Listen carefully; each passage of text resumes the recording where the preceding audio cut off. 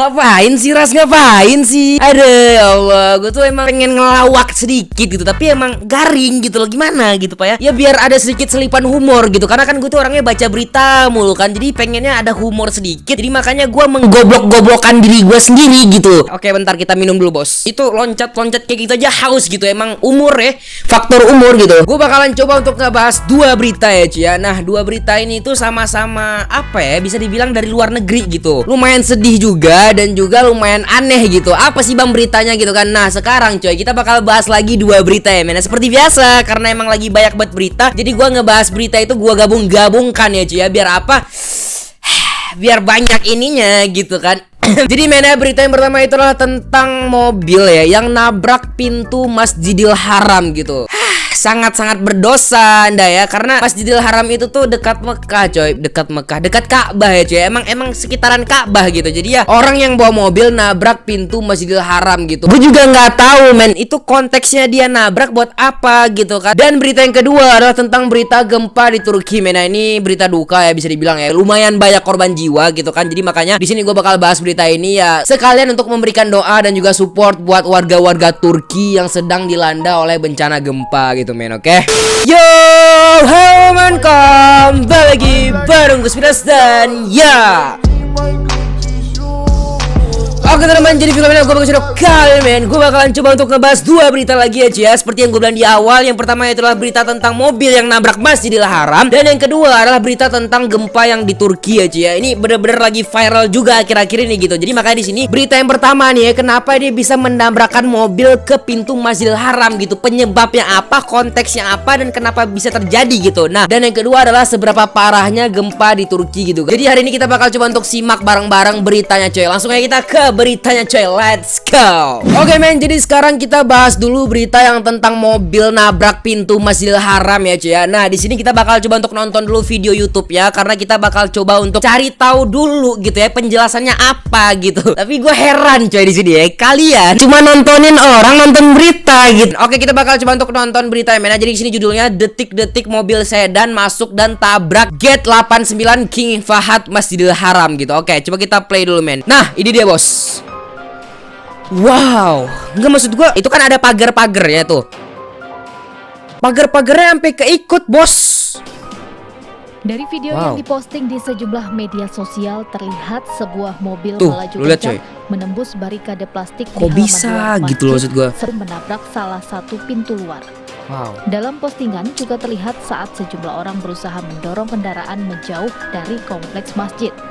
Juru bicara resmi wilayah Mekah, Sultan Al-Dosari, membenarkan peristiwa tersebut dan mengatakan jika kawasan yang ditabrak adalah gate 89 King Fahad. Tuh, lu lihat coy, fotonya ya bos ya. Itu pagar ampe ngikut bos, ampe ngikut ya. Itu gue heran kenapa bisa gitu. Dan juga konteksnya apa gitu. Kenapa dia sampai nabrak kayak gitu? Apakah benar kecelakaan atau ya cuy ya terorisme gitu. Karena kan akhir-akhir ini men, asal kalian tahu aja nih ya, gue tuh sampai bingung men, kenapa akhir-akhir ini banyak banget ya cuy ya berita-berita yang gue bahas itu rata-rata tentang penghinaan terhadap Islam gitu. Mulai dari penghinaan terhadap Nabi Muhammad gitu kan. Terus apalagi pokoknya banyak banget coy. Pokoknya banyak banget berita-berita akhir-akhir ini yang gue bahas itu tentang Islam gitu, tentang penghinaan terhadap Islam gitu. Banyak banget coy. Makanya gue curiga apakah ini bentuk terorisme juga gitu ya, kayak sengaja gitu. Gue takutnya kayak gitu men. Makanya di sini gue bahas dulu. Gue pengen tahu nih emang dia penyebabnya apa, kronologisnya gimana, kenapa bisa sampai nabrak pintu Masjidil Haram gitu. Emang sengaja atau kecelakaan gitu. Peristiwa tersebut terjadi pada Jumat malam pukul 22. Jumat ya mena, Jumat malam, oke. Dan telah ditangani oleh petugas keamanan.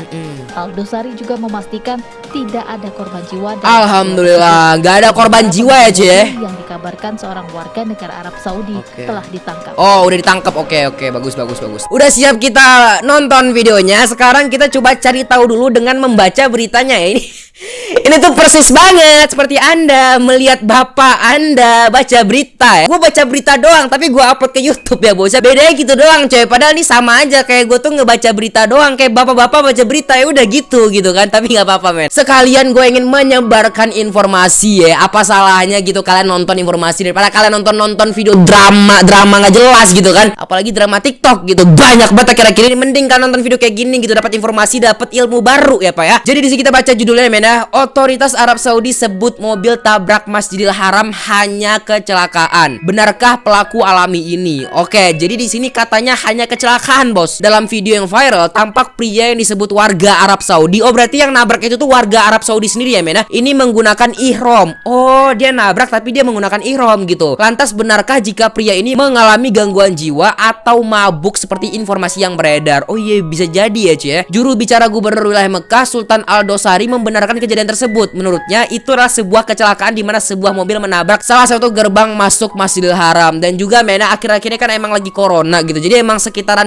Masjidil Haram itu pasti lagi sepi-sepinya gitu. Jadi makanya ya mungkin maksudnya ya karena sepi kayak gitu jadinya kemungkinan untuk nabrak itu lebih besar gitu. Karena orang bisa lalai ya, cuy ya. Karena kan kosong ya, cuy ya. Jadi kalau misalnya dia balap-balapan itu dia masih nganggap kayak ya udahlah karena juga sepi gitu. Jadi kayak nggak masalah gitu menurut dia, cuy ya. Jadi makanya mungkin kemungkinan besar gara-gara corona sepi jadi banyak banget orang-orang yang bawa mobil ugal-ugalan mungkin ya, cuy ya, di Masjidil Haram gitu. Nah, di sini kalian bisa baca nih, men. Mobil berbelok saat melaju dengan kecepatan tinggi di salah satu jalan yang mengelilingi pelataran selatan Masjidil Haram. Syukurlah tidak ada yang terluka. Nah, ya syukur juga nih, men, karena lagi corona ya, karena sepi jadi nggak ada yang terluka gitu. Alhamdulillahnya, cuy ya. Oke, kita udah siap baca berita yang pertama dan bisa kalian komen di bawah menurut kalian apakah benar ini kecelakaan biasa atau gerakan terorisme seperti yang gue bilang tadi, men. Kalian bisa komen di bawah atau mungkin kalian ada konspirasi tertentu ya. Bisa kalian perdebatkan di bawah, cuy ya. Karena netizen banyak banget tuh yang debat-debat di komentar tuh banyak banget ya, cuy ya. Jadi kalau misal kalian ingin debat di komentar ya debat aja gitu. Oke, kita udah siap bahas berita yang pertama. Nah, sekarang baru kita masuk lagi ke berita yang kedua, men. Nah, berita yang kedua ini mungkin gak panjang ya, men. Karena ini cuman berita tentang gempa doang. Ya meskipun cuman berita tentang gempa tapi ini berita yang duka ya, cuy. Menyedihkan gitu, Pak ya. Ya karena di sini ada korban jiwanya gitu. Ada beberapa orang yang tewas gitu, bos ya. Nah, sekarang kita coba baca dulu beritanya, bos. Gempa Turki dan tsunami, 39 orang tewas. Oh, ada tsunami juga, men. Bukan cuma gempa doang, tapi ada tsunaminya ya. 800 orang lebih luka-luka.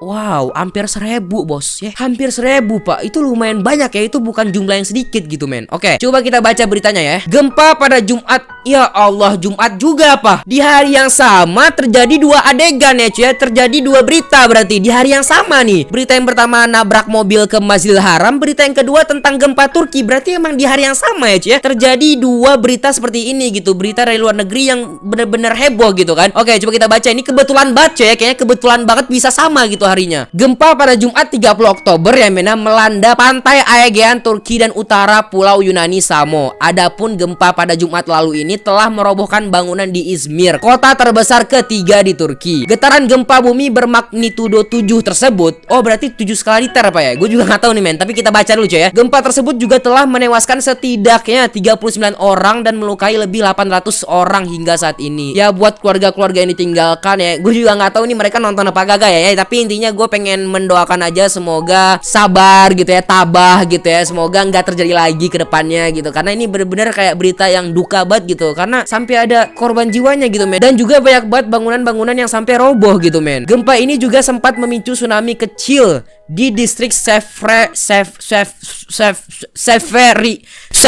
Hisar. Oke, sekarang kita coba untuk cari tahu lagi 7 fakta gempa Turki ya, men. Picu tsunami lokal dan diikuti 100 gempa susulan, bos. 100 gempa. Fakta yang pertama, guncangannya luas. Dan yang kedua, menimbulkan korban jiwa karena merusak bangunan. Kerusakan akibat gempa bumi ini sebagian besar terjadi pada kawasan pemukiman yang terletak pada tanah lunak. Oh, pantesan ya, cuy ya. Karena terjadi di pemukiman yang tanahnya lunak, jadi ya persentase atau kemungkinan untuk bangunan-bangunan tersebut roboh itu lebih besar gitu karena tanahnya lunak gitu ya. Dan yang ketiga, men, mekanisme gempa. Kalau misalnya ada anak IPS coba jelaskan di kolom komentar ya, men. Yang keempat ya, cuy ya, lebih 100 gempa susulan. Ini nih, kok bisa sampai 100 gempa susulan gitu maksud gua. Banyak banget, coy, banyak banget itu, sampai 100 gempa itu banyak banget ya. 100 aktivitas gempa susulan atau aftershock sejak terjadi gempa utama dengan magnitudo terbesar M5,1, bos. Itu lumayan gede, men, lumayan gede itu. Dan yang kelima, coy, memicu tsunami tsunami lokal. Nah ini men, sampai ada tsunami gitu ya, meskipun gak terlalu tinggi ya cuy ya, tapi tetap aja tsunami itu meresahkan gitu. Dan yang keenam, kawasan rawan. Oke, jadi ini karena terjadi di kawasan rawan, jadinya banyak banget bangunan-bangunan yang roboh gitu. Dan kerugiannya itu lumayan besar ya cuy ya, karena terjadi di kawasan-kawasan rawan gitu. Jadi ya segitu aja pembahasan kita tentang gempa yang ada di Turki. Dan yang gua bingungkan adalah kenapa ya cuy ya gempa susulannya bisa sampai 100 gitu. Coba kalau misalnya kalian ada anak IPS, coba jelasin di bawah, karena gue pengen tahu juga coy, itu penyebabnya gempa sampai 100 gempa susulan itu apa sih? Kenapa bisa gitu? Apakah karena daerahnya rawan atau memang lempengnya kayak gitu? Gue juga nggak paham ya, karena gue bukan anak IPS ya cuy ya. Jadi kalau misalnya kalian ada yang ngerti bisa komen di bawah ya cuy ya.